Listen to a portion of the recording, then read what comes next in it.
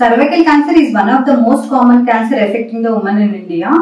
దీన్ని ప్రివెంట్ చేయడానికి మనకు సర్వారిక్స్ అండ్ గార్డాసిల్ అండ్ వ్యాక్సిన్స్ ఉన్నాయి. బట్ స్టిల్ స్క్రీనింగ్ అనేది తప్పనిసరి, ఈవెన్ వ్యాక్సినేషన్ అయ్యాక కూడా. ఈ స్క్రీనింగ్ 21 ఇయర్స్ నుంచి స్టార్ట్ చేసి 65 ఇయర్స్ వరకు చేయించుకోవాలి. ఎవ్రీ 3 ఇయర్స్ చేయించుకోవాలి. దీన్నే పాప్ స్మియర్ అంటారు. ఇది దీంతో పాటు 30 ఏళ్ల తర్వాత హెచ్పివి స్క్రీనింగ్ కూడా స్టార్ట్ చేయొచ్చు.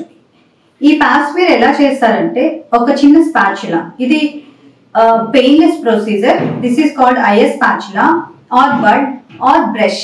ఈ మూడిట్లో ఏదైనా వాడచ్చు. దీంతో సర్విక్స్ నుంచి మనం సెల్స్ ని స్క్రేప్ చేస్తాము. స్క్రేప్ చేసి దీన్ని ఫార్ములిన్ లో పెట్టి మనం pathology ల్యాబ్ కి పంపిస్తాము.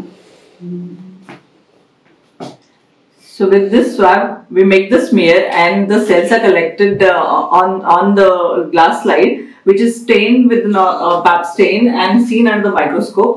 In microscope, we can divide them into normal and abnormal cell, and if they are abnormal, we co-test with the HPV, and if the high risk HPV is associated with it, we can label it as a precancerous or cancerous cell.